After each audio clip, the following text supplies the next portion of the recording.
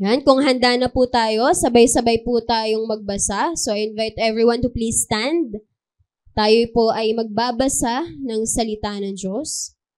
Buksan po natin ang ating Bible sa 2 Timothy chapter 1 verses 1 to 7. 2 Timothy 1 verses 1 to 7. Sabayan niyo po ako sa pagbabasa. Paul, an apostle of Christ Jesus, by the will of God, according to the promise of the life that is in Christ Jesus. To Timothy, my beloved child, grace, mercy, and peace from God, the Father, and Christ Jesus our Lord. I thank God, whom I serve, as did my ancestors, with a clear conscience, as I remember you constantly in my prayers, night and day. As I remember your tears, I long to see you, that I may be filled with joy. I am reminded of your sincere faith, a faith that dwelt first in your grandmother Louis and your mother Eunice, and now, I am sure, dwells in you as well. For this reason, I remind you to fan into flame the gift of God, which is in you through the laying on of my hands. For God gave us a spirit not of fear, but of power and love and self-control. So, blessed be the reading of God's Word. So, mari na pong maupo ang bawat isa. So, yan. So, welcome po muli sa ating worship service ngayong araw na ito. So, welcome everyone sa Gospel Coalition Church. The same sa mga patuloy na nanonood ng ating online worship service. So, ngayon naman po ay binabati ko ng happy birthday. So, binabati rin natin ang mga September celebrants. Happy birthday. Yan, kilala nyo po ba yan mga yan? So, batiin na po natin sila. Oh, may artistahin po doon. Happy birthday, Kuya PG, si Vince, si Tatay Henyo. Sa mga bata, yan, sa P. Alcantara, si Kaiser, si Kiel, si Jake, at si Lian. Sa Nagcarlan, si Harvey, si Lennon. Sa San Gabriel, si Jetro Dave, Trisha May, Trisha Fernandez, Althea Bautista. At sa Teens, si Janelle. Janelle or Jeline? Janelle. Yan. So, happy birthday po. So, meron po bang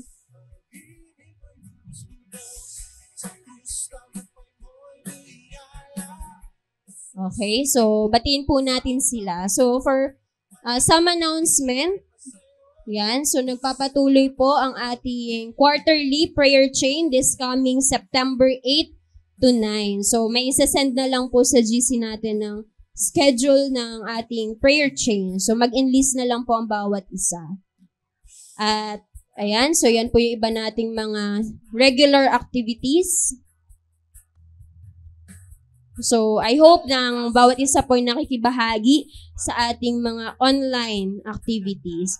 At the same time po ay bigyan po natin ng mga congratulatory greetings ang mga graduate student ng LEAD. So, meron po tayo ditong dalawa na gagraduate this coming September 2. So, yung pong half-brother ko, joke lang ba?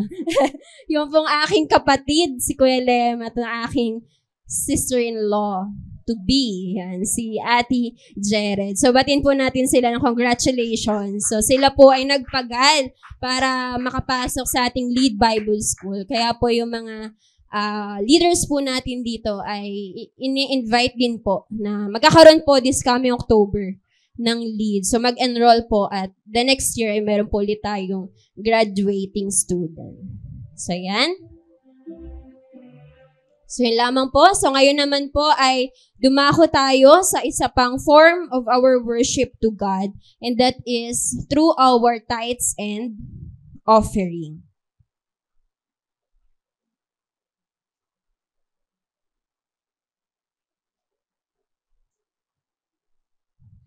So, basahin ko lang po sa 2 Chronicles chapter 31, verse 4 to 5. And he commanded the people who live in Jerusalem to give the portion due to the priests and the Levites, that they might give themselves to the law of the Lord. As soon as the command was spread abroad, the people of Israel gave in abundance the first fruits of grain, wine, oil, honey, and of all the produce of the field. And they brought in abundantly the tithe of everything. So, noong mga panahong pong ito ay katatapos pa lamang ng celebration nila ng Passover, kung saan kino-commemorate nila yung pagliligtas ng Lord dun sa slavery sa Egypt. At noong mga panahong ito, si King Hezekiah, isang hari o king of Judah, ay nag-initiate siya o na ma-restore yung isang worship service. So, pinasimulan niya ito sa pamamagitan ng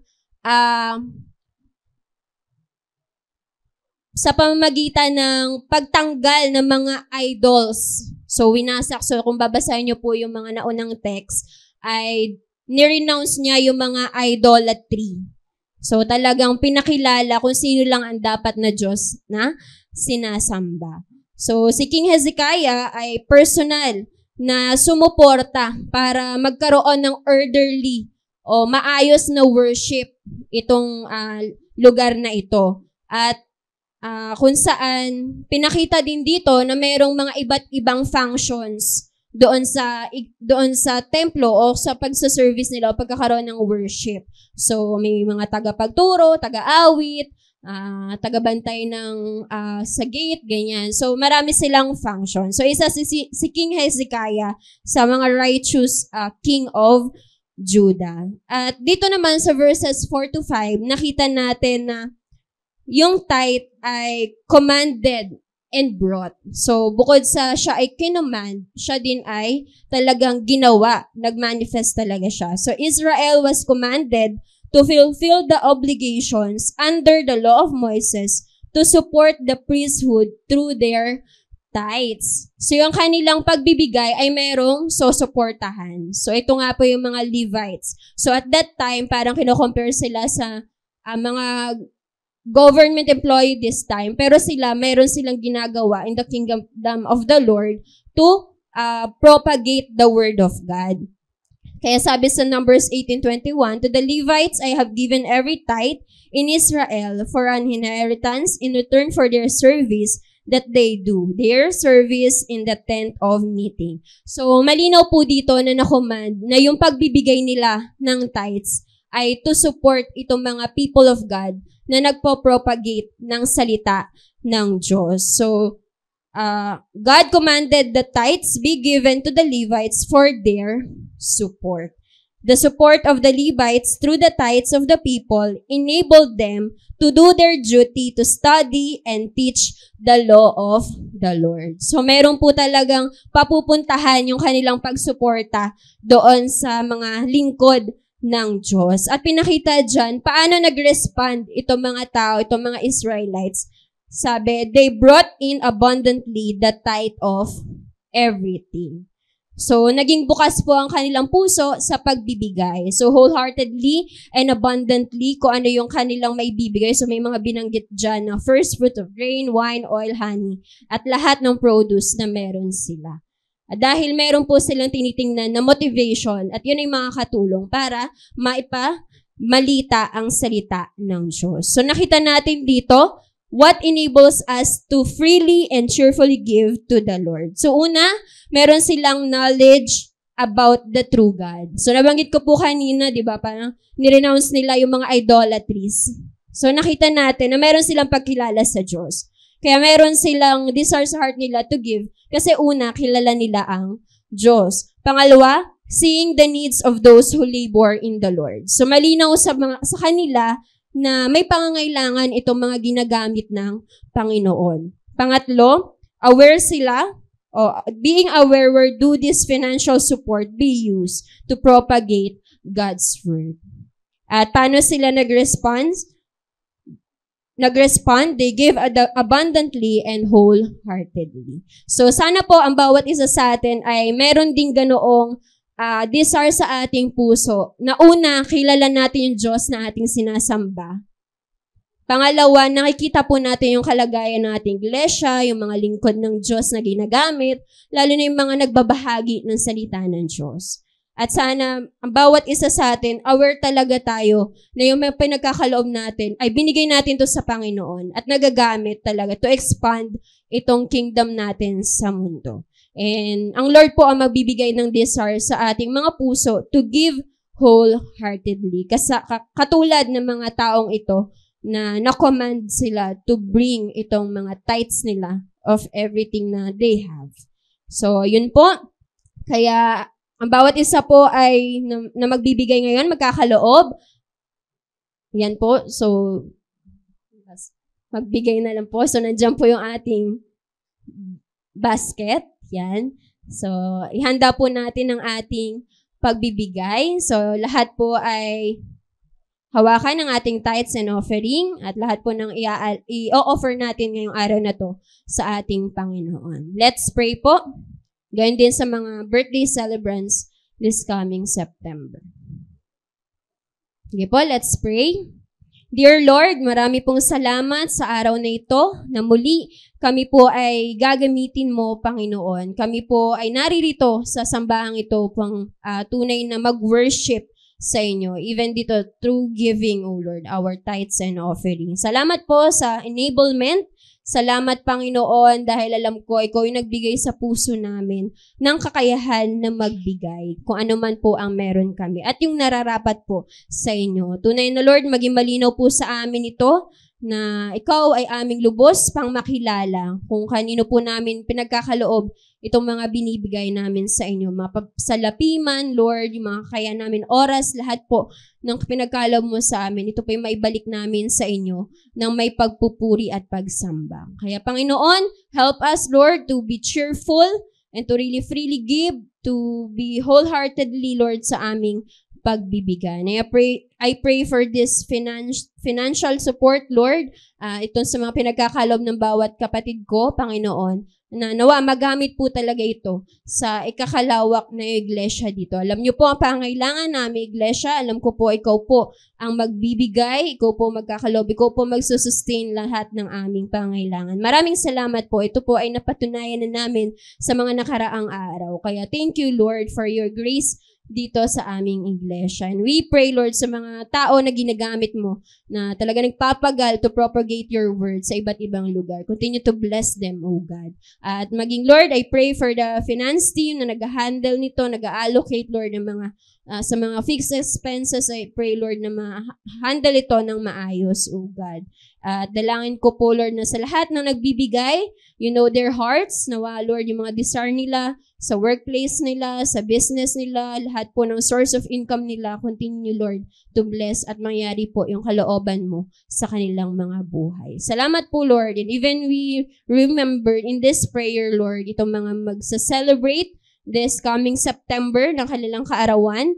Lord, we are grateful, we are thankful, Lord, for another gift of life sa kanila, another year, Lord, na pinagkaloob mo sa kanila. We pray na sila ay patuloy yung pagkalooban, na malakas sa pangangatawan, magandang kalusugan, maging malayo sila sa mga sakit at karamdaman. We pray, Lord, na isustain mo sila sa araw-araw ng kanilang pangailangan. Higit sa lahat, nawa sila ay patuloy na lumago sa kanilang mga pananampalataya. Yung mga bata, Lord, na aming tinuturuan, nawa sila po ay magpatuloy na makadalo sa mga gawain. At sa pagdating ng panahon, Lord, ay tunay na magkaroon po ng pagkakilala sa inyo. Lord, kayo na po ang nakakaalam ng kanilang mga desires sa kanilang mga puso, Panginoon.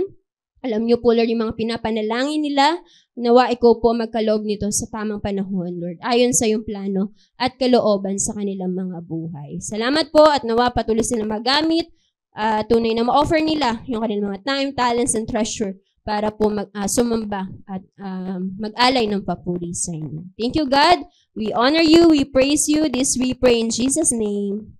Amen. So, palakpakan po natin ating Panginoon. So, ngayon po, tayo po ay maghanda na para sa ating pag-aalay ng papuri sa ating Diyos.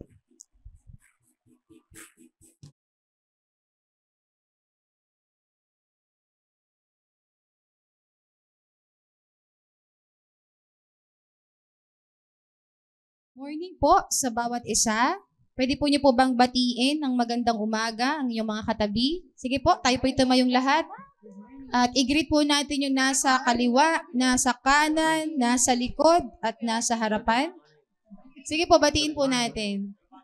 Yan. Sabihin nyo sa katabi nyo, congratulations dahil nagtagumpay ka sa ulan at ikaw ay naririto para sumamba sa Panginoon. So may bagyo nga, pero bagyo ka lang.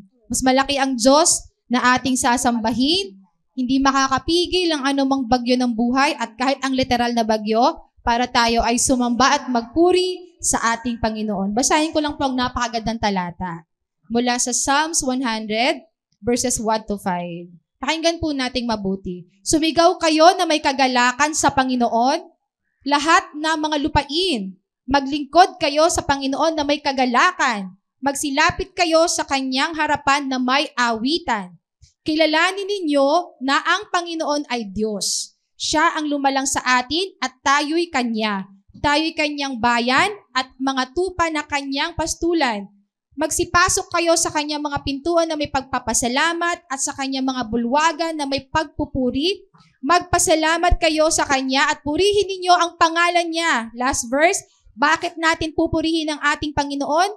Araw-araw, sapagkat ang Panginoon ay mabuti, ang Kanyang tapat na pag-ibig ay magpakailanman at ang Kanyang katapatan ay sa lahat ng salinlahi. Sige po, tayo po ay maghandang magpuri sa Panginoon. Ilagak po natin ang ating mga puso sa pagpupuri sa ating natatanging Diyos.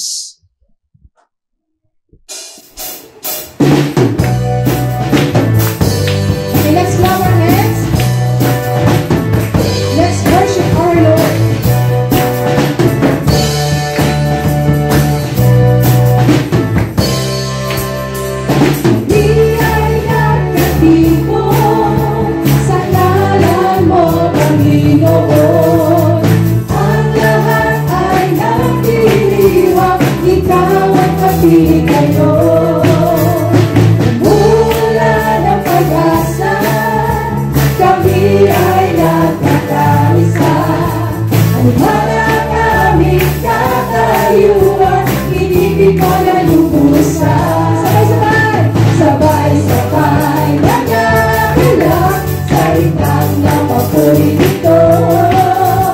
Sabay-sabay!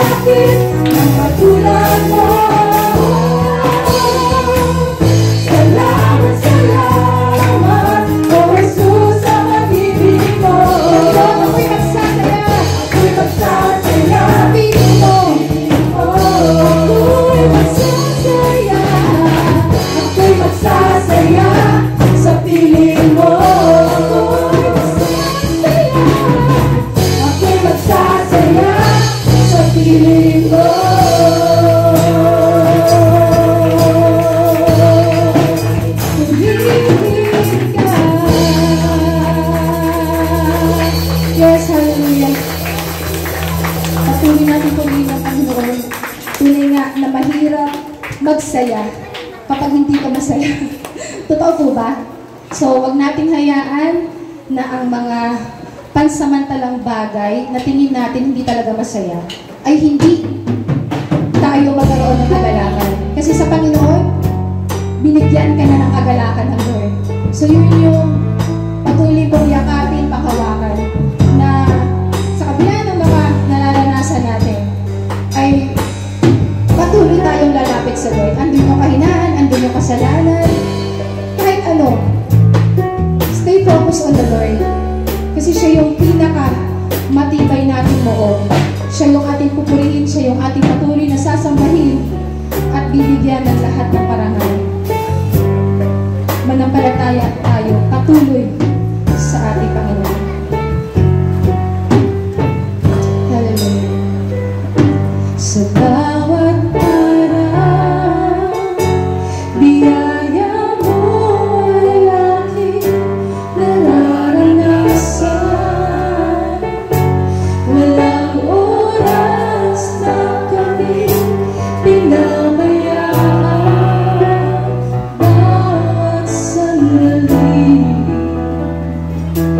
ikaw ay nariyan, tapat ka ng tunay. Sa bawat araw, pag-ibig mo ay laging nararanasan. Walang oras na kami iyong iniwan. Bawat sandali, ikaw ay nariyan, tapat ka ng tunay. Kaya naman, O Diyos, wala kaming ibang nais, kundi ang ibalik sa'yo ang lahat ng pagsamba. Yes, walang hanggang papuri, sa'yo'y aalay. Walang hanggang pasasalamat, sa'yo'y ibigay. Napakabuti mo, Diyos, sa aming buhay. Mula noon hanggang ngayon, di ka nababago.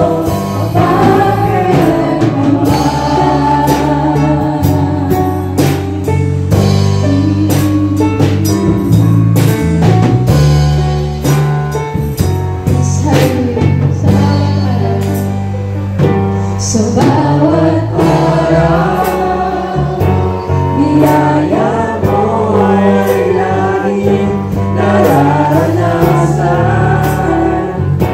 Walang oras na kami pinabayaan. Bawat sandali, ikaw ay nariyan, tapat ka na tunay. Sa bawat araw, pag-ibig mo ay laging nararanasan. Walang oras na kami iyong iniwan. Bawat sandali, ikaw ay nariyan, tapat ka ng tunay.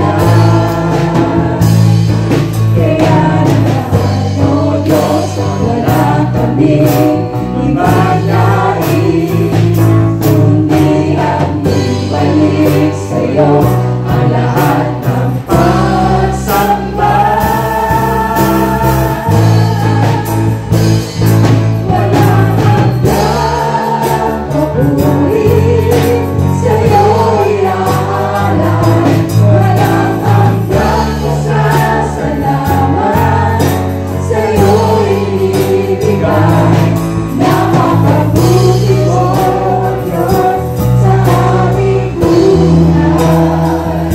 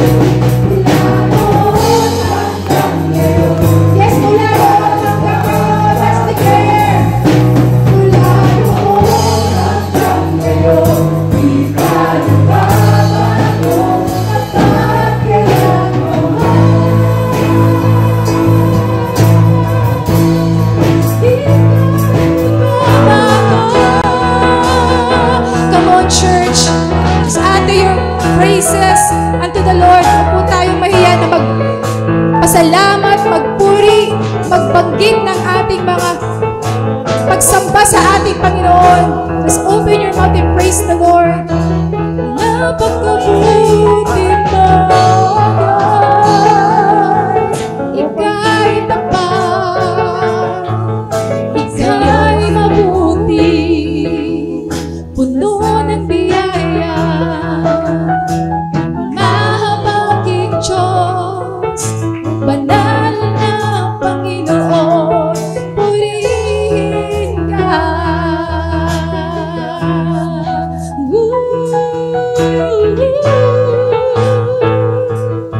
Ika'y karapat-dapat purihin, Panginoong Jesus.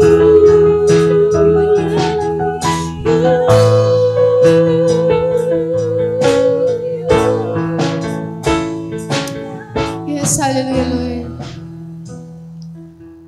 Wala po kaming ibang nais sabihin kundi salamat, Panginoon. Tunay na Ika'y mabuti, Ikaw ay tapat, Ikaw ay banal, mahabaging Diyos. Wala ka pong katulad, Panginoon. Nawa, tanggapin mo, O Diyos, ang lahat ng aming awitin, pagpupuri, pasasalamat, pagpaparangal at pagbibigay ng pitagan. Sa natatanging pangalan lamang ng aming Panginoong Yesus, ang lahat ay magsabi na, Amen. Palakpakan po natin ang Panginoon.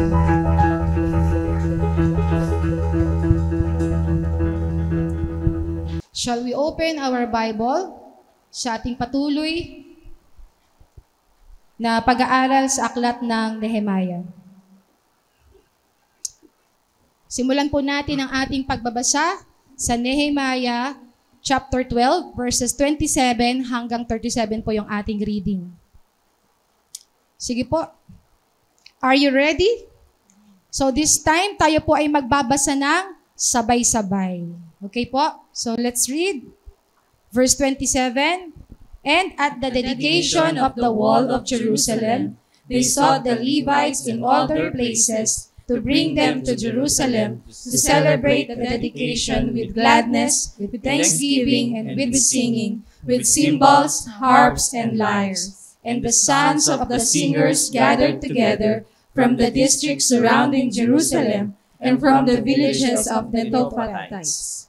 Also from Beth Gilgal and from the region of Geba and Asmaveth, for the singers had built for themselves villages around Jerusalem. And the priests and the Levites purified themselves, and they purified the people and the gates and the wall. Then I brought the leaders of Judah up onto the wall and appointed 2 great choirs that gave thanks. One went to the south on the wall to the Dung Gate, and after them went Hosea and half of the leaders of Judah, and Azariah, Ezra, Meshullam, Judah, Benjamin, Shemaiah, and Jeremiah, and certain of the priests' sons with trumpets, Zechariah, the son of Jonathan, son of Shemaiah, son of Mattaniah, son of Micaiah, son of Zakur, son of Asaph, and his relatives Shemaiah, Azarel, Milalai, Gilalai, Maai, Nethanel, Judah, and Hanani, with the musical instruments of David, the man of God. And Ezra the scribe went before them. Last verse po. And the fountain gate they went up straight before them by the stairs of the city of David, at the ascent of the wall, above the house of David, to the water gate on the east. Ang Diyos po ang patuloy na magpala sa pagkabasa ng kanyang banal at buhay na salita. So let's prepare our hearts and our minds sa pakikinig ng salita ng Diyos.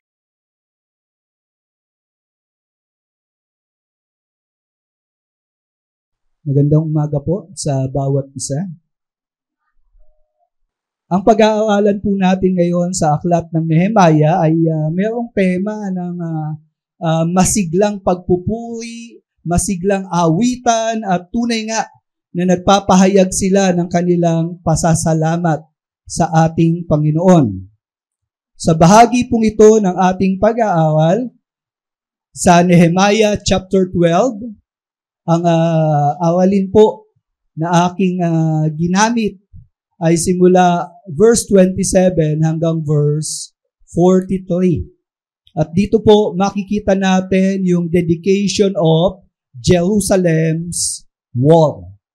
So alam po natin na sa mga unang bahagi na ating pinag-aralan, actually last Sunday, nakita po natin na in-identify kung sino yung mga priests and Levites sapagkat hindi po pwede na mayroong mga tao na naglilingkod sa Panginoon na hindi bahagi ng kanyang mga pinili. At last week po, pinagtibay natin na ang mga tao na naglilingkod sa Panginoon, they are none other than the priests and Levites. At ngayon po, kaya pala pinili ang mga taong ito o in-identify sila po ay pinakalat sa buong Judea upang ang ministeryo at mga bagay patungkol sa Panginoon ay kanilang ipalaganap. At ngayon po, established na ang pamahalaan ng na kung saan pinamumunuan ni Nehemiah.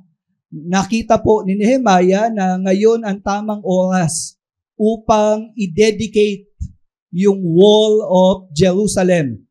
So sa unang bahagi ng sa dedication ng Jerusalem's wall, makikita natin yung choral preparations.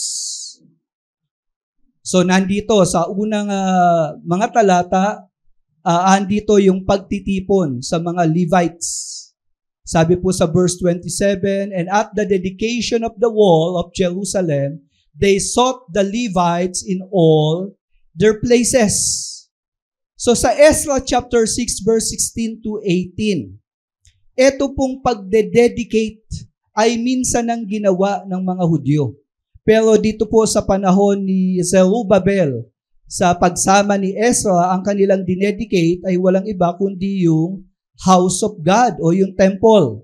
Sabi po sa verse 16 ng talatang ito, And the people of Israel, the priests and the Levites, and the rest of the returned exiles celebrated the dedication of this house of God with joy. So ito pong dedication na to, yung saya nila sa pagdededicate, naganap na rin nung mga panahong ito. And they set the priests in their divisions and the Levites in their divisions, sabi sa verse 18, for the service of God at Jerusalem, as it is written in the book of Moses. So makikita natin dito na sa celebration at pag-awit, meron lang mga nakatalaga upang sila ang umawit during the dedication ng house of God. So kaya ganun din sa mga pagkakataong ito, nung ide-dedicate yung wall of Jerusalem, hinanap itong mga Levites. Ano ang gagawin nila? Sabing ganun sa talata, to bring them to Jerusalem to celebrate the dedication with gladness. So masaya ang atmosphere. Yun ang tinatanaw nilang kalagayan nila. No, celebration mode.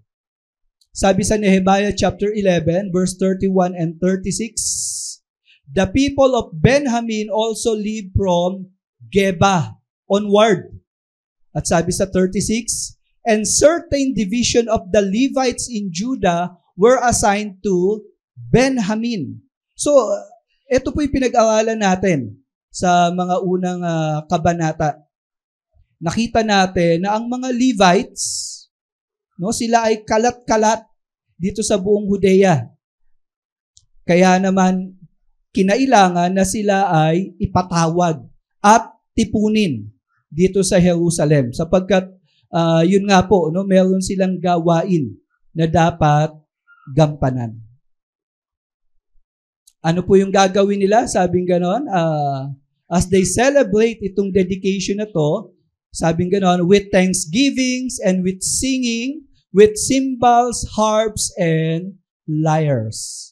So makikita natin dito na talagang festive ang celebration. Dahil nga yung wall of Jerusalem ay naitatag, naitayo, tunay nga ang pagpupuri nila, ang pagdiriwang nila ay talagang buhos ang lahat ng kanilang kakayanan. And then makikita rin natin dito yung singers' sons gathered. So ibig sabihin, yung mga Levites na nangunguna sa pagtugtog, yung kanilang kakayanan ng pagsamba, pagtugtog, pag-awit, na ipasa nila sa kanilang mga anak, no, yung kanilang skills. Kaya nga po dito sa verse 28, and the sons of the singers gathered together from the districts surrounding Jerusalem and from the villages of the Netophathites. No? So ito yung isang lugar doon, Netophathites. So mula doon sa lugar na yon, tinawag itong mga anak ng mga Levites. At sabi pa sa 29, also from Beth Gilgal and from the region of Geba and Asmavet. So yung pong Beth Gilgal, medyo malayo na yan sa Jerusalem. At doon nakarating yung ibang mga Levites at doon sila tumitira. Pero bagamat napakalayo na, pinatawag upang sila ay pumunta sa lugar ng Jerusalem. Sabi pong ganon, for the singers had built for themselves villages around Jerusalem. So, maski nasa malayong lugar itong mga Levites, kailangan silang pumunta sa Jerusalem. So, itong mga Levites, on call. Maski nasaan pa sila, anuman ang ginagawa nila, pag sila ay kailangan gamitin ng Panginoon at meron silang gawain para sa Panginoon, kailangan silang tumugon at pumunta sa lugar ng Jerusalem. So kung titignan natin itong yung mapa, so makikita po natin diyan yung lugar ng Jerusalem.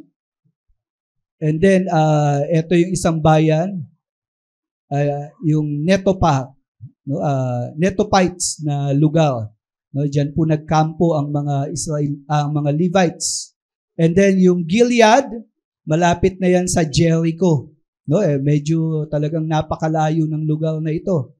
Ano, halos sa palabas na yan ng Judea. And then yung iba galing sa Geba, and then galing sa Asmavet.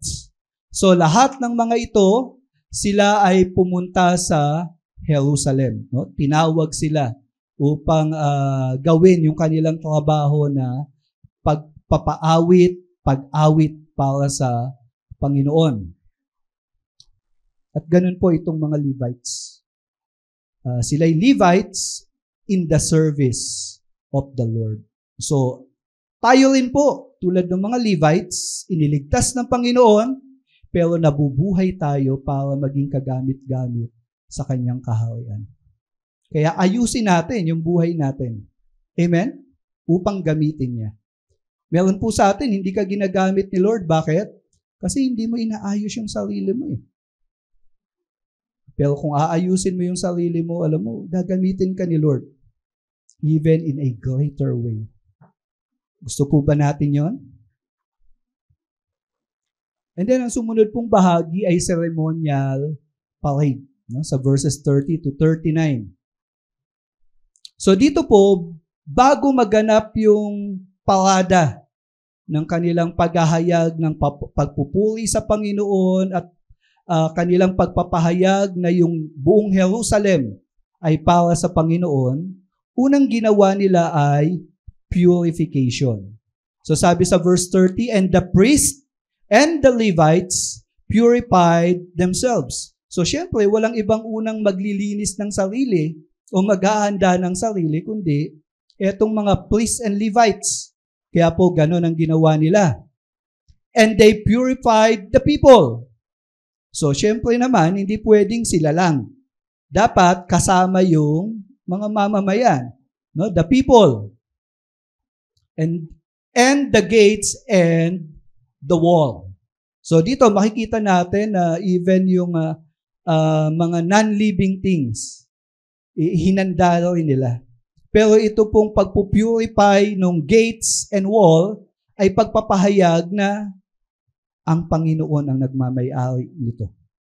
Hindi ko ito gagamitin para sa sarili ko. Ito'y para sa Panginoon.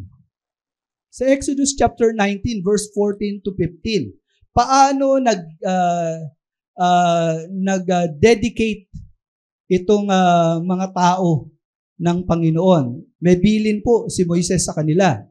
So Moses went down from the mountain to the people and consecrated the people, and they washed their garments. So dito makikita natin na isang paraan ng paghahanda nila yung kanilang mga damit. No? Ito'y nilabhan nila. No? Kasi nga po, nung mga time na yan, medyo matagal-tagal na silang naglalakbay at baka yung iba hindi pa naglalaban ng kanilang suot na damit. Pero dahil alam nilang kakatagpuin sila ng Panginoon, dapat yung damit maayos. No po? So they wash their garments. And then sa verse 15, isa pa sa paraan ng kanilang paghahanda sa pagharap sa Panginoon, and he said to the people, be ready for the third day. Do not go near a woman. So isang paraan pa ng paghahanda nila sa paglapit ng Panginoon, dapat yung kanilang fleshly desire, pipigilan nila. No? Kumbaga, kung ikaw ay may asawa, bawal yung sexual intercourse. Ano? O kaya kung ikaw ay mayroong girlfriend, wag muna kayong magkita. Medyo pigil-pigil muna kasi eto'y time na hinahanda mo ang sarili mo para sa Panginoon. So, ganoon ang kanilang paglilinis. Pero tandaan po natin, sa panahon ngayon, paano ba tayo naging malinis? No po? So, hindi na natin ina-apply yung practice sa lumang tipan, kundi tayo po ay nilinis na. Sa paanong paraan? Dito po, sa Hebrews chapter 9, verse 13 to 15.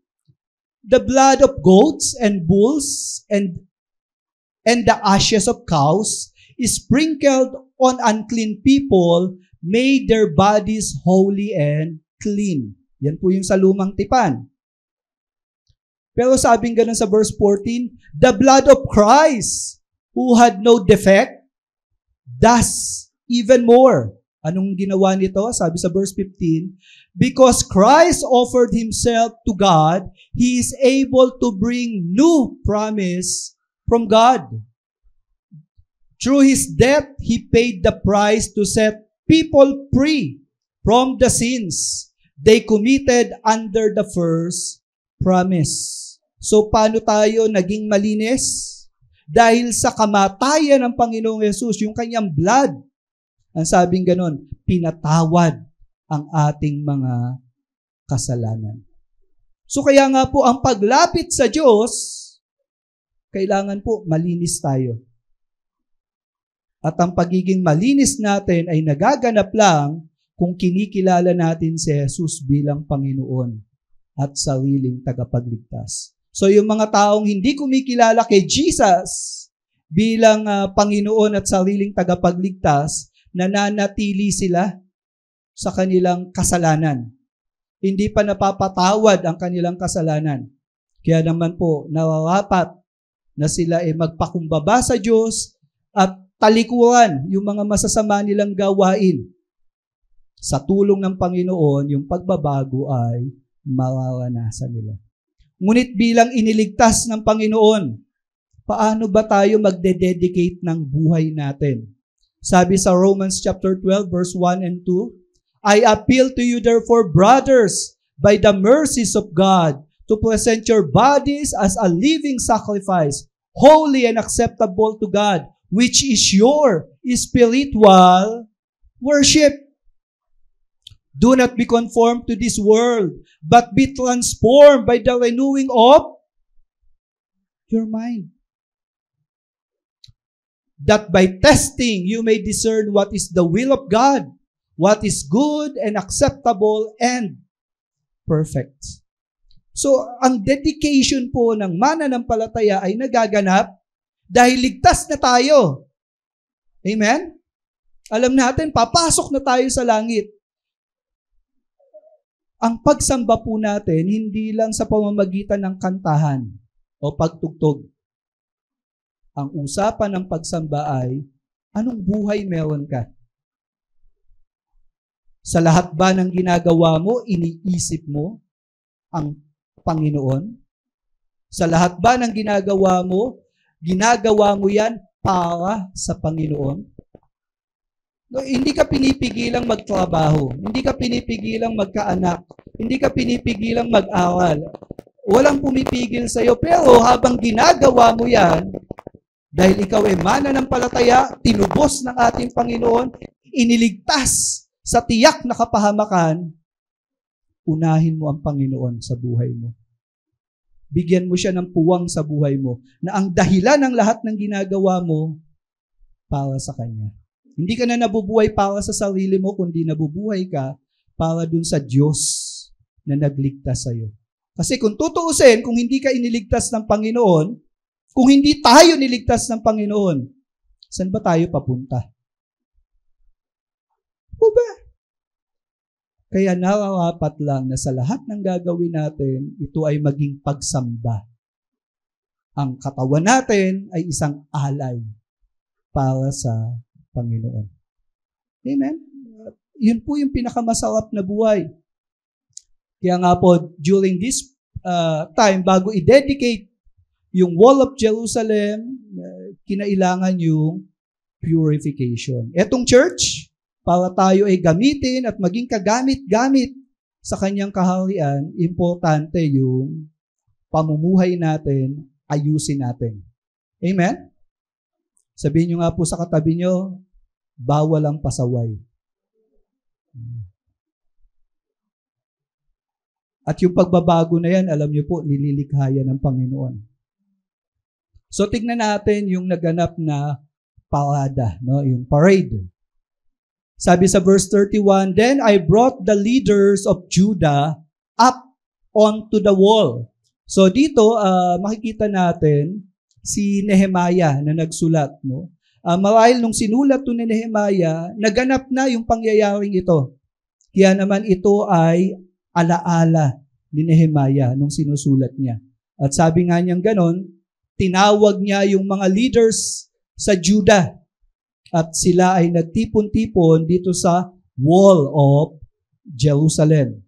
At sabi pa ni Nehemiah, ano pang ginawa niya? And appointed 2 great choirs that gave thanks. So dito, meron siyang mga choir na tinipon, no? Yun nga po, yung mga Levites, at ito'y hinati niya sa dalawa. So merong dalawang grupo ng choir. Sa 2 Chronicles chapter 20, verse 19 and verse 21 to 22, sabi pong ganon, and the Levites stood up to praise the Lord, the God of Israel, with a very loud voice. Sabi sa 21, anong gagawin nito? To sing to the Lord and praise Him for the beauty of His holiness. So, yun ang kanilang tema ng awitin. Sabi sa 22, as they started to sing praises, the Lord set ambushes against the Ammonites, Moabites, and the people of Mount Seir who had come into Judah. They were defeated. Ito pong 2 Chronicles chapter 20. Ito po yung panahon na kung saan ang bayan ng Israel nagiging talunan sa gera, sa labanan. At dumating yung time na palibutan sila ng mga kaaway nila. At etong mga kaaway nila, handa silang paslangin at walang itira sa kanila. Kaya nga po at this point of time, nanalangin yung kanilang hari at sa payo ng propeta na kinausap ni Lord, ang sinabi ng Diyos sa kanila, sa labanan, ang iharap nyo sa kanila, hindi yung may dala ng espada, hindi yung may dala ng pana, hindi yung may dala ng mga armas pandigma. Ang iharap mo sa kanila, mga tao na sumasamba, nagpupuri sa Diyos. Kaya imagine niyo yung labanan, yung mga kalaban nila, ang hawak, espada, panangga, at talagang puno pa ng baluti ng panlaban. Ang iniharap nila, yung mga Levites. Anong dala-dala? Mga pangtugtog. Ang dala nila, harp, cymbals, mga musical instrument. At sila'y nagsimulang magpuri sa Panginoon, sumamba sa Panginoon. At dahil sinunod nila yung kalooban ng Diyos, habang umaawit sila, yung kalaban nila nagkagulo. Sila nagpatayan. At dito po makikita natin na kapag naging masunurin ka sa Panginoon, may mga mangyayari na higit sa kakayanan ng tao. Isipin niyo po yun, kailan nanalo yung gitara laban sa espada? Kailan nanalo yung magandang boses laban dun sa medala ng pana? Pero nanalo sila. Bakit? Sumunod sila sa kalooban ng Diyos. Nagpuri sila, sumamba sila sa Panginoon. Kaya naman itong mga kaaway na to, they were defeated. So sa history ng Israel, makikita natin na ang pagpupuri, pagsamba, pagtugtog, pag-awit, ito'y ginamit ng Panginoon upang sila'y iligtas sa kamay ng mga kaaway. Sa tiyak na kamatayan, sila ay iningatan, pinotektahan ng Panginoon dahil pinili nilang sumunod sa kalooban ng Diyos. Amen? Pwede ho bang palakpakan natin ang Panginoon? Kaya po dito makikita natin, napakaganda pala ng pagsunod sa kalooban ng Diyos. At maski parang umaawit ka lang, kumakanta ka lang, dahil natutuwa ang Diyos sa ginagawa mo, may ginagawa siya sa problema mo. Amen? May pagkilo siya sa mga kaaway mo. Kaya po dito, makikita natin, ang mga Israelita, maski na sa paligid nila, andoon yung mga kalaban nila. Sila po ang ginawa nila, nagpuri sila, sumamba sila sa Panginoon. At eto nga, nagpapalada sila. So tingnan natin, yung unang choir. Yung unang choir, yung grupo nila, sinamahan sila ni Ezra. Sabi pong ganon, one went to the south, on the wall to the dung gate, and after them went Hosea, and half of the leaders of Judah, and Azariah, Ezra, Meshullam, Judah, Benjamin, Shemaiah, and Jeremiah. And then, hindi lang yun, may mga trumpeters silang kasama. Sabi sa verse 35, and certain of the priests, sons with trumpets, Zechariah, the son of Jonathan, son of Shemaiah, son of Mattaniah, son of Micaiah, son of Zakur, son of Asaph, and his relatives, Shemaiah, Azarel, Milalai, Gilalai, Maai, etc. Anong dala nila? With musical instrument of David. No, si David po ay alam natin, siya isang mananamba ng ating Panginoon. So dala-dala niya yung mga instrumento na to. Sa 2 Chronicles chapter 5 verse 13. And it was the duty of the trumpeters and singers to make themselves heard in unison in praise and thanksgiving to the Lord. O take note, habang tumutugtog yung instrumento, dapat naririnig yung umaawit. No, kasi minsan po may mga na-attenan ako na nag-aawitan, nagpupuri sa Panginoon, hindi ko marinig yung mga kumakanta. At hindi ko na maintindihan kung ano yung kinakanta nila dahil sa ingay ng instrumento. Hindi po ganoon ang sitwasyon nila. Habang tumutunog yung kanilang instrumento, yung boses at yung pinapahayag sa awit, malinaw, in unison. Ganun po ang sitwasyon ng kanilang pagsamba. At sabi pa, and when the song was raised with trumpets and cymbals and other musical instruments in praise to the Lord. Can you imagine? Maingay ito. Pero yung tinig ng mga umaawit, naririnig din. Yung mensahe ng awit, napapakinggan din. Kaya nga po, sa atin po, kung mapapansin nyo, yung mga tumutugtog dito, ini-encourage ko na wag lang kayo pumalo sa drums o kumalabit ng gitara.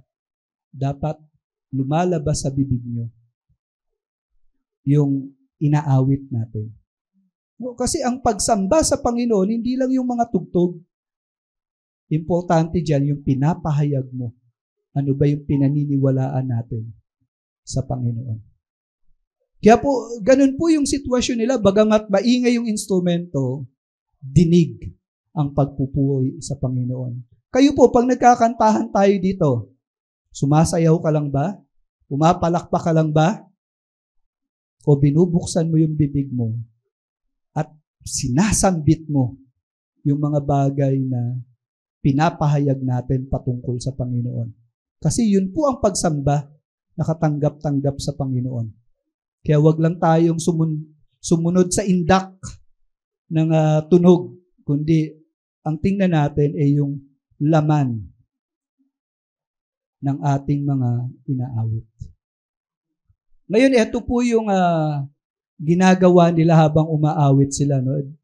Dito po sila pumupunta. No? Kumbaga, naglalakad sila noong mga oras na yon. Tingnan niyo po. And Ezra the scribe went before them. So, mayroong namumuno. Sino ba si Ezra? Sabi sa Ezra chapter 7, verse 10, and then sa verse 14, no, ipinakilala si Ezra kung sino siya. For Ezra had set his heart to study the law of the Lord, and to do it, and to teach his statutes and rulers in Israel. So si Ezra pala ay devoto sa salita ng Diyos. At yung natututunan niya sa salita ng Panginoon, itinuturo niya. So siya ay teacher of the law. At sabi sa verse 14, sent by the king and his 7 counselors to make inquiries about Judah and Jerusalem according to the law of your God which is in your hand.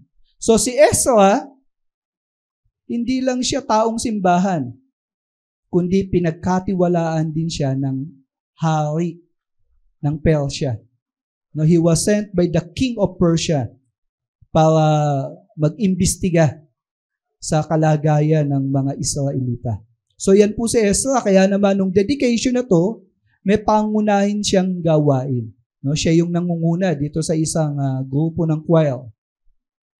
At sa verse 37, saan pumunta yung grupo na to?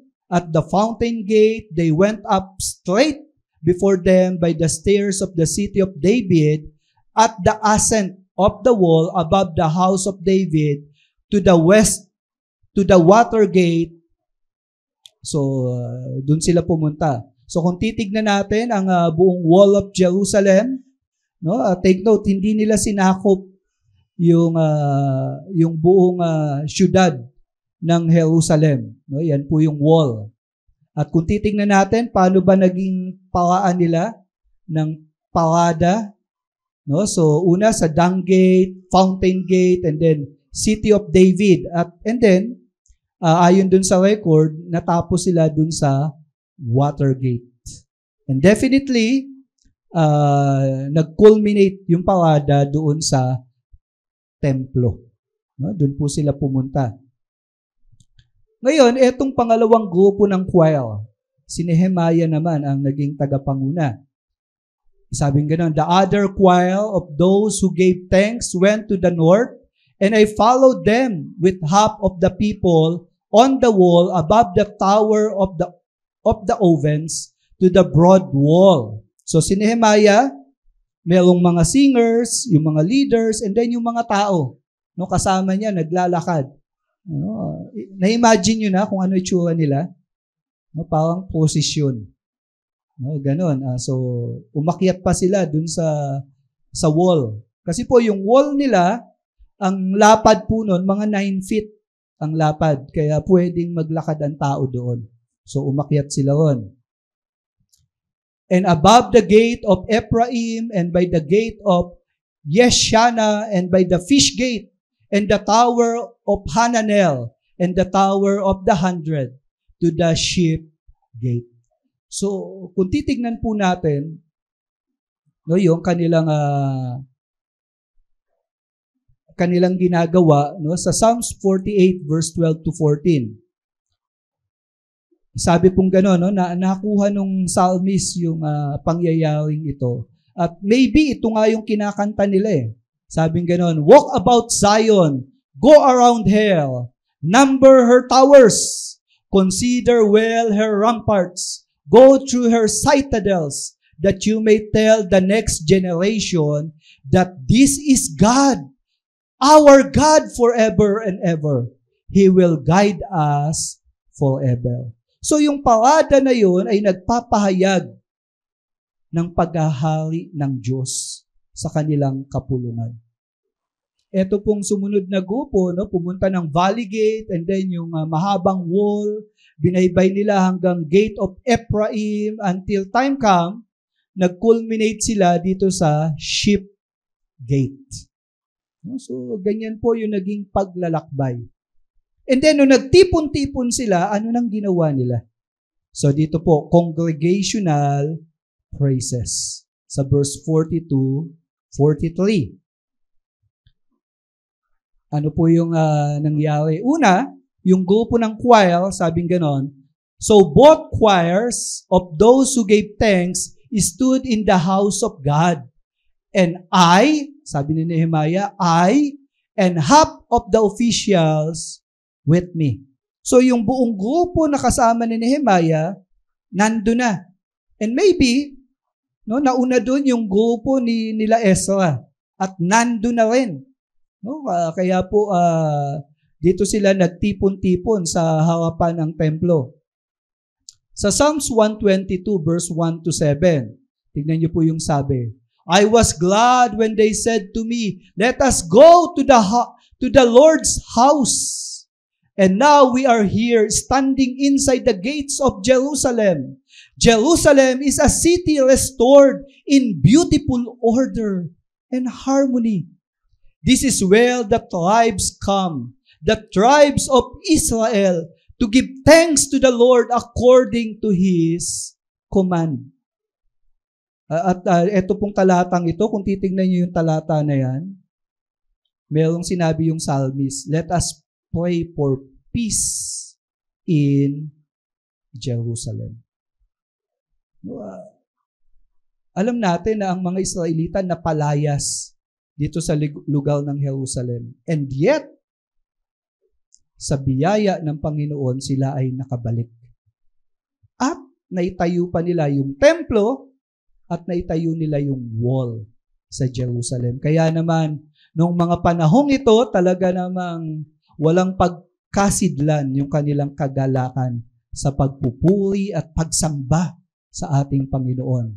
Kaya nga po makikita natin dito yung mga priests and the priest, Eliakim, Maasei, Minyamin, Mikaiah, no? Yan po yung mga binanggit na mga priests na involved sa kanilang panambahan. Anong ginagawa?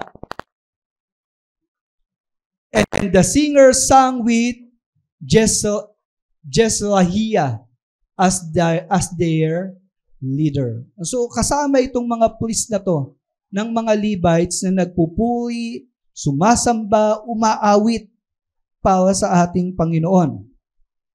So makikita po natin dyan yung choir, priests, singers, and then narito yung mga sacrifices.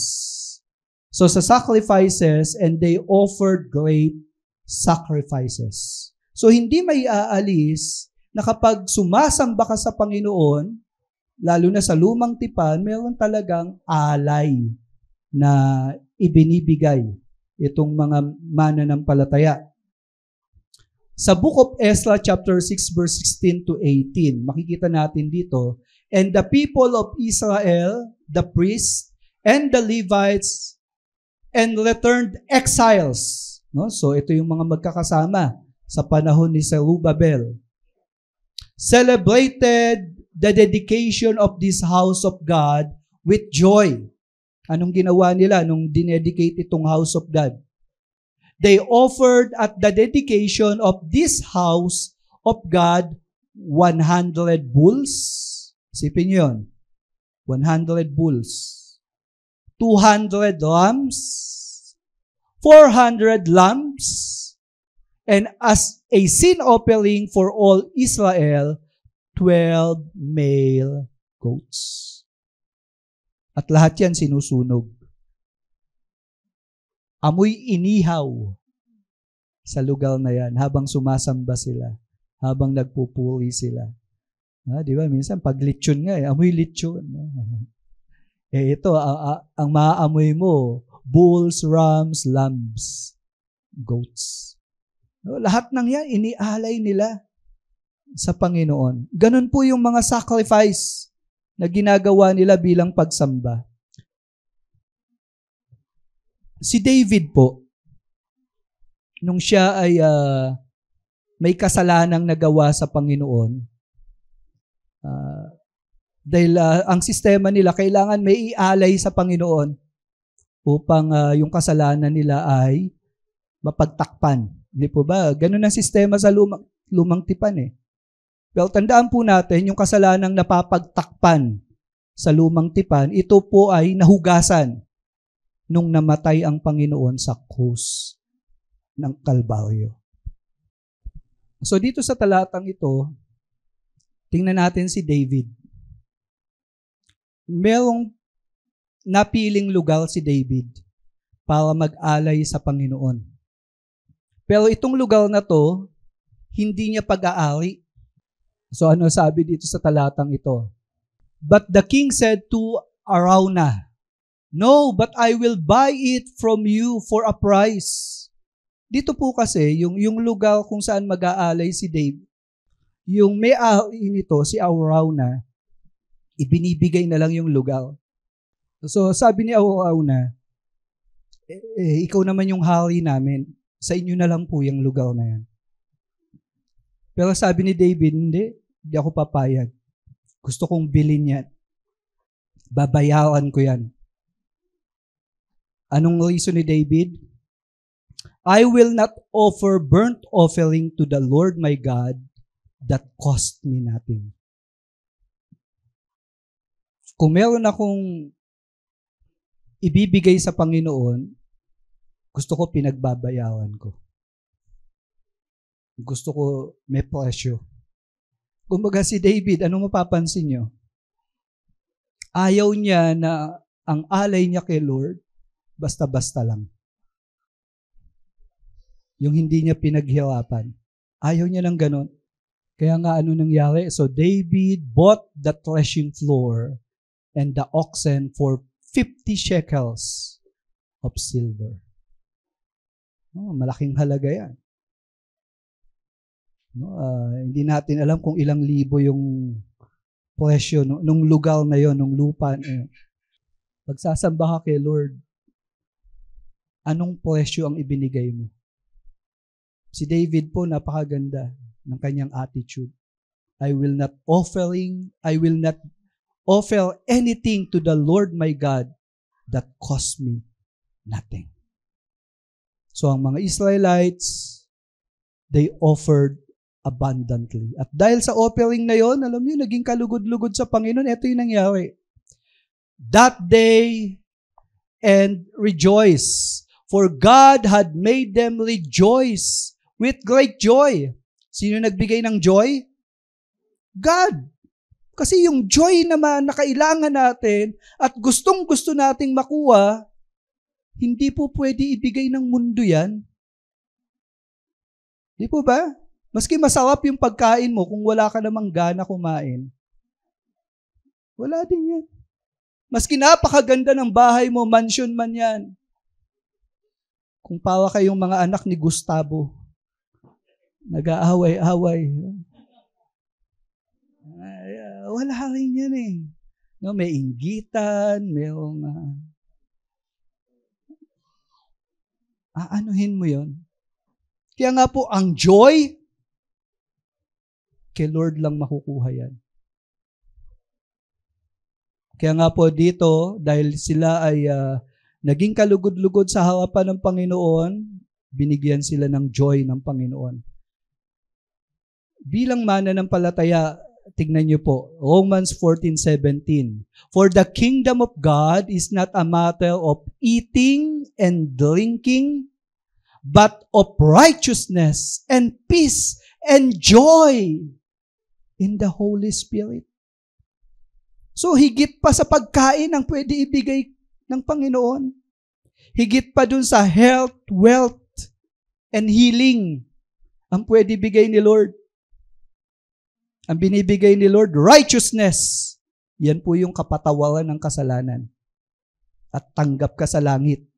Walang hindi righteous na papasok sa langit. Dapat righteous. Pero tayo, merong righteousness dahil binigay ni Lord yan. And then, peace. Alam niyo po, hindi maaalis ang galit ng Diyos hanggat nandoon yung kasalanan.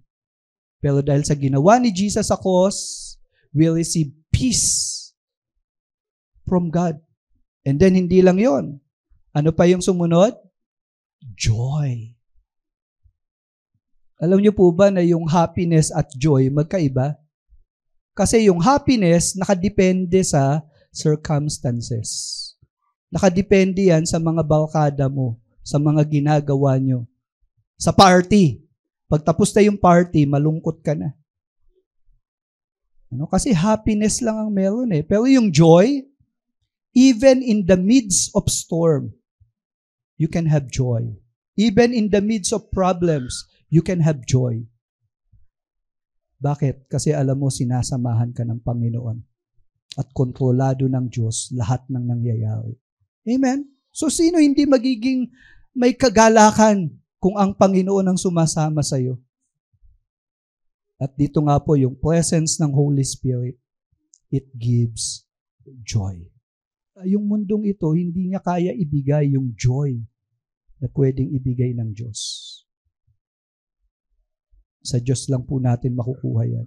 And the Israelites habang sila ay nagtitipon, binigyan sila ng great joy ng ating Panginoon. At sino yung mga binigyan? The women and children also rejoice. Hindi namimili ang Panginoon ng edad ng tao. Basta yung bata na yan, turuan mong sumamba sa Panginoon, turuan mong lumapit sa Panginoon, kilalanin ang Diyos, maski bata pa yan, mararanasan niya ang Panginoon. And the joy of Jerusalem was heard far away. Kaya naman ito yung nangyari. No, yung pagsasaya ng mga Israelita na balitaan sa lahat ng dako. No, yung mga kapitbahay nilang mga tribo, mga kapitbahay nilang mga tao at maski yung kaaway nila, nabalitaan yung pagpupuri at pagsamba nila sa ating Panginoon. Sa Psalms 30 verse 11 and 12, "You have turned for me my mourning into dancing. You have loosed my sackcloth and clothed me with gladness, that my glory may sing your praise and not be silent. O Lord my God, I will give thanks to you forever." Dito po makikita natin na ang pagpupuri sa Panginoon, hindi ka dapat tahimik. Pag may ginawa ang Diyos sa'yo, ipagsabi mo. Ipagkalat mo. Bakit? Ano sabi sa Matthew 5:14? You are the light of the world. A city set on a hill cannot be hidden. Alam niyo po, kailangan makita ng mga tao na buhay ang Diyos. Paano yun mangyayari? Yung kasiyahang dulot ng Panginoon, ipagsabi mo. Yung sagot sa mga panalangin mo, maski hindi sinagot yung panalangin mo, ano yung inaasahan mo sa Panginoon? Ipagsabi mo yan sa Panginoon. Kasi maraming mga tao na nasa kadiliman, kailangan nilang malaman, buhay ang Panginoon. Hindi siya nanatiling patay. Amen? And you are, ikaw, ako, tayo, ang ilaw ng sanlibutan ito. Kaya nga kung mananahimik ka, mananatiling madilim dun sa lugar na yan. Baka walang ibang gagamiting liwanag si Lord kundi ikaw dyan sa lugar na yan. Amen? Let your light so shine. Sa Acts chapter 1 verse 8, "But you will receive power when the Holy Spirit has come upon you, and you will be my witnesses in Jerusalem and in all Judea and Samaria and to the end of the earth." Sino daw po yung magiging witness? Di po ba ang witness, kailan kailangan ng witness? Sa husgado, di po ba? Pag mayroong sinungaling at nagsasabi ng hindi totoo, kailangan may tumayo na witness. Di po ba? Sa panahon po natin na maraming tao na ayaw kilalanin ang autoridad ng Diyos. Yung iba nga, they deny God. Sa mga panahon na to, kailangan ng witness. Kung yung mga tao sa paligid mo, nagsasaya sila na parang walang Diyos, kailangan ng witness. Kung yung mga tao, nagpe-pretend sila na komportable sila na hindi kinikilala ang Diyos, alam nyo, kung nabubuhay sila sa kasinungalingan, kailangan nila ng witness. At sino yung witness? Yung merong Holy Spirit. Sino yung may Holy Spirit? Yung mga iniligtas ng Panginoon. Kasi tandaan nyo, hindi tayo maboborn again kung hindi kumilos ang Holy Spirit. So the moment you got born again, meron ng Holy Spirit sa'yo. At ang merong Holy Spirit, sila ang mga witness. Kayo ang magpapatotoo patungkol sa Panginoon. Kaya nga po, ito pong pagpupuri nila Nehemiah, nila Ezra, ng mga tao, ng mga priests, ng mga Levites, it was heard throughout, not only in Jerusalem, not only in Judea, kundi kumalat yung ginawa nilang ito sa buong lupalop ng Persian Empire. Kasi nga po, buhay ang Diyos. Kaya naman po yung pananampalatayang taglay natin ngayon, yung pong pananampalataya na ito ang naging bunga ng mga tao na nanatiling matatag para sa Panginoon. So in summary, tandaan po natin, yung choral preparations, ano nakita natin dito, yung mga Levites and their sons, designation to serve God. And then sa ceremonial parade, ano nakita natin? Yung purification and musical parade, no, nagkaroon ng parada, at anong ginawa nila? Dedication to honor God. And then dun sa congregational praises, kita natin dito yung praises with sacrificial offerings. At dito, pinahayag yung declaration to proclaim praises to God. No, so ganyan po yung takbo ng mga pangyayari. So as an application, ito po yung hamon ko sa bawat isa, anong magandang tugon. So sa unang bahagi, yung choral preparation, be ready for God's calling. Di po ba yung mga Levites, kung saan-saan sila nandun, pero pinatawag sila. Minsan po sa panahon natin, hindi ka dapat maging tahimik eh. Tinatawag ka ng Diyos eh. May gagawin ka sa kaharian ng Diyos. Hindi ka lang matutulog sa pansitan. Sa ceremonial parade, be prepared to be used by God. Maghanda ka, disiplinahin mo yung sarili mo. Ngayong born again ka na, may mga bagay ka na hindi dapat ginagawa na. At may mga bagay na dapat ginagawa mo na. Kasi ang buhay mo, papunta na sa langit. Amen? Kaya nga po, be prepared. Ihanda natin yung sarili natin para gamitin tayo ng Panginoon. Congregational praises. Be bold in gospel propagation. Kailangan natin ng tapang. Kailangan mo magtapang-tapangan. Actually, hindi naman tapang-tapangan kasi sinasamahan ka ni Lord eh. Sa panahon natin ngayon, di po ba, yung LGBTQ, naglaladlad eh. Can you imagine, maskuladong tao sabihin niya, pusong babae ako. No, may bigote, may balba, sabihin niya, ako po'y babae na nakakulong sa katawan ng lalaki.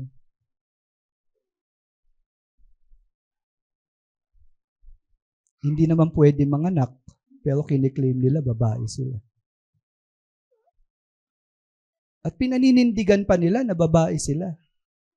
At ngayon, mayroong batas na isinusulong para pagbigyan sila sa kasinungalingan nila sa sarili nila. At gusto nila lahat ng tao maniwala ng isang lalaki na mayroong XY chromosome ay babae. Hello? Kung sila naglaladlad, ikaw pa, Kristiyano, ayaw mong iladlad yung sarili mo. Amen? Baka nasa opisina ka, hindi nila alam na born again ka. Sa kapitbahay mo, baka hindi nila alam na born again ka. At nahihiya ka, baka malaman nila born again ka. Nakakahiya naman, baka malaman nila.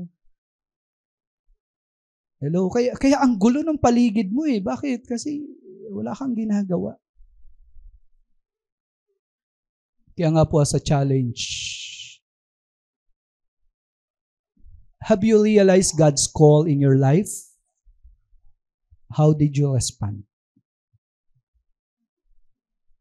Your response to God's call, it will make a difference in your life.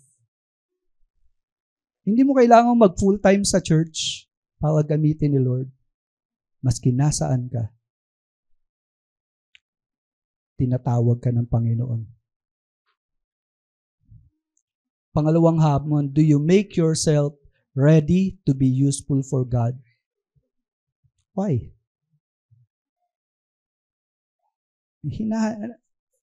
Importante po yun, naghahanda tayo.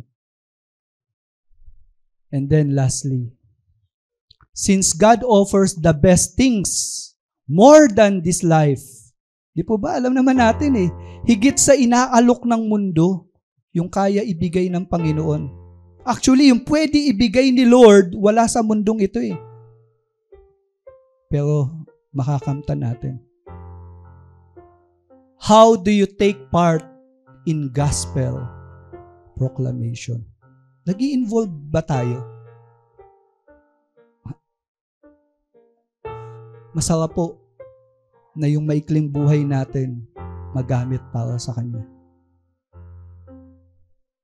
Kaya nga po si Apostle Paul, sabi niya, for me to live is Christ, to die is gain. Kung tapos na yung pinagagawa ni Lord sa buhay na to die is gain. Pero kung may mission ka pa, nabubuhay ka pa, to live is Christ. Ang mabuhay para kay Kristo. Hindi lang para sa sarili, hindi lang para sa pamilya. Yung buhay na yan, nais gamitin ng Panginoon. Pinag-aralan po natin yung dedication of Jerusalem's wall. Pero bago tayo lumabas dito sa lugar na to, let us dedicate our lives to God. It doesn't matter anong edad mo ngayon o anong kaya mo. Ang usapin sa paglilingkod sa Panginoon, yung magagawa ni Lord sa buhay mo. Yun yung mahalaga dun. Pwede po bang tumayo tayong lahat?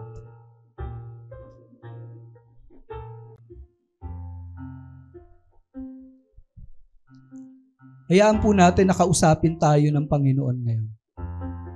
Just bow down your head, close your eyes. Huwag niyo po muna isipin yung mga gagawin niyo mamaya. Kundi, hayaan po natin na buksan ng Panginoon yung puso natin. At kausapin tayo ng Panginoon. Paano tayo tutugon sa Kanya. Matapos nating marinig itong kapahayagan ng salita ng Panginoon. Anong gagawin mo ngayon?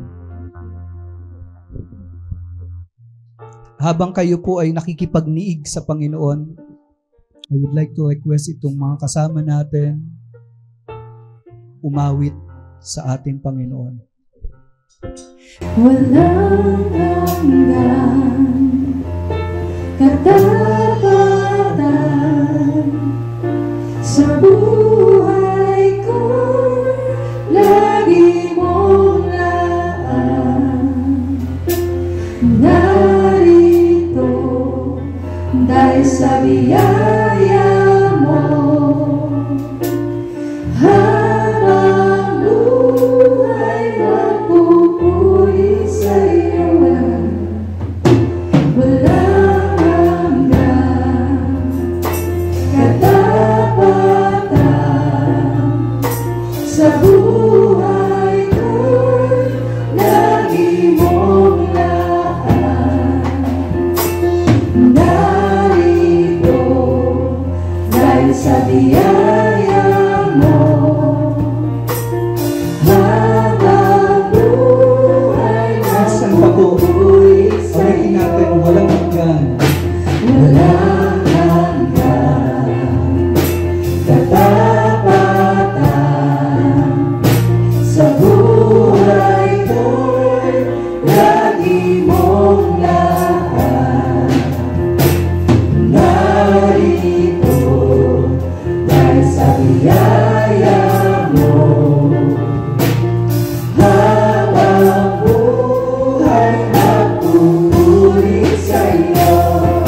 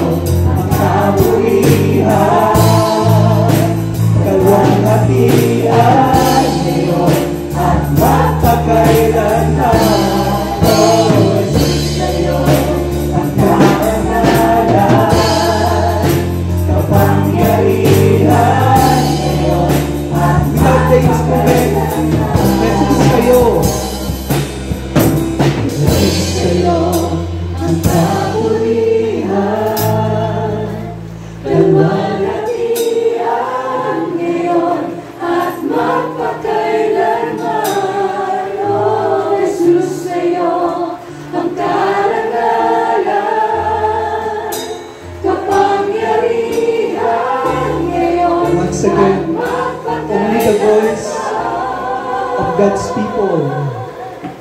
Jesus, sa'yo ang kapurihan, dalwalhatian ngayon at magpakailanman. Oh, Jesus, sa'yo ang kalagayan,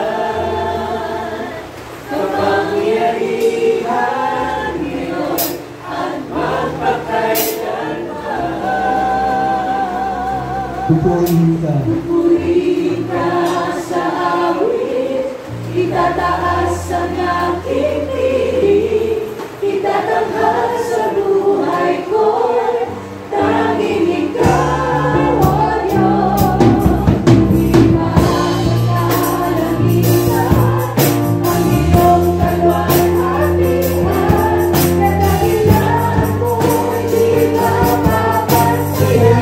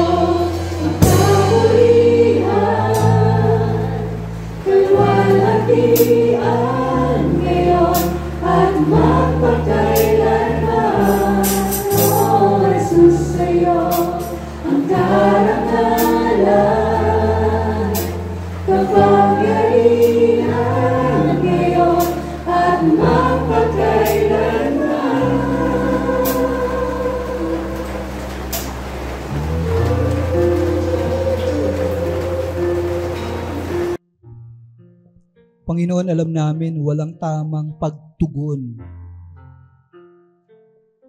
sa iyo na aming Panginoon at tagapagligtas. Kung hindi aming italaga,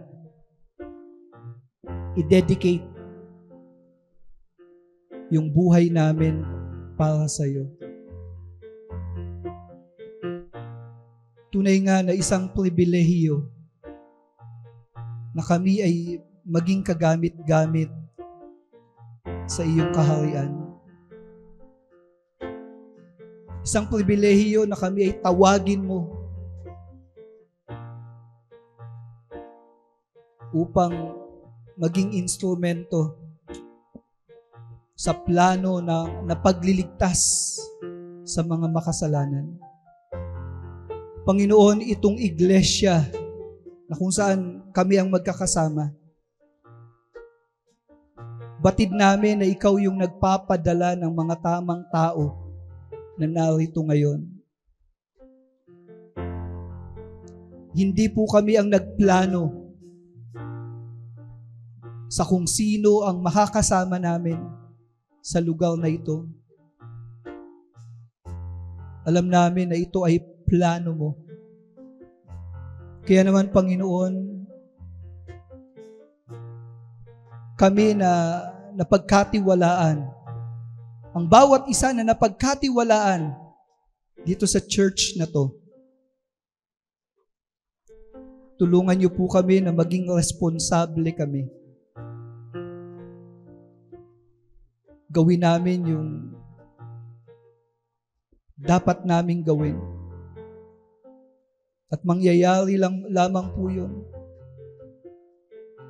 habang ang buhay ng bawat isa sa amin ay nakapasakop sa iyong kalooban. Nawa tulungan mo po kami na lumago sa pananampalataya at makilala ka pa namin ng lubusan. Nang sa ganon, Panginoon, may pakilala ka namin sa napakaraming tao. Nakikita po namin na ito yung panahon na napakarami ng sinungaling. Napakarami ng nadadala sa mga pandaraya. Ito yung panahon na may mga tao, they are even denying your existence.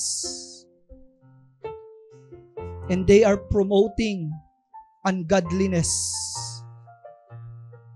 They are promoting evil.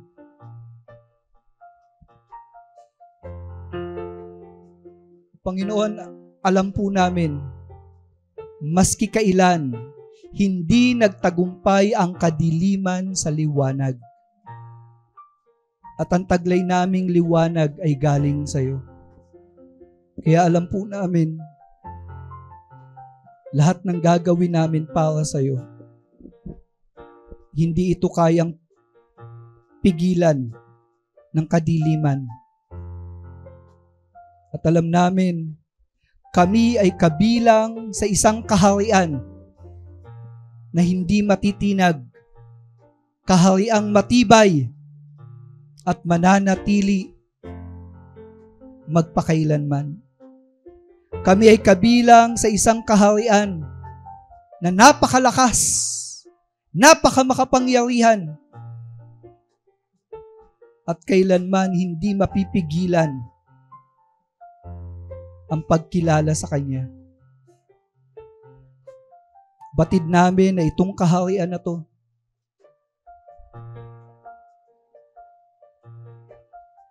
ang hari namin ay ang Panginoong Yesus. At kami ay nakatalaga sa gawaing ito. Kami ay itinuring niya na anak, pinatawad sa kasalanan, bagong nilikha. Taglay namin ang buhay na walang hanggan. Kami ay kabilang sa kahariang ito na kung saan hindi magbabago. Ang mundong ito ay nagbabago, ngunit ang iyong kaharian, Panginoon, mananatili. Kaya naman, ang panalangin ko, nawa ang itong buhay na meron kami ngayon, maipasa namin sa mga susunod na henerasyon. Itong pananampalataya na natagpuan namin ngayon, maipasa namin sa mga anak namin, mga apo namin, at mga susunod na mga henerasyon ng mga kabataan. Panginoon, gamitin mo po kami para sa iyong kapurihan, kaluwalhatian at karangalan.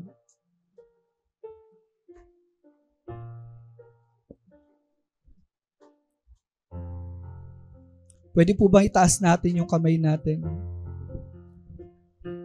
Nais ko pong ipahayag yung biyaya ng pagpapala ng ating Panginoon.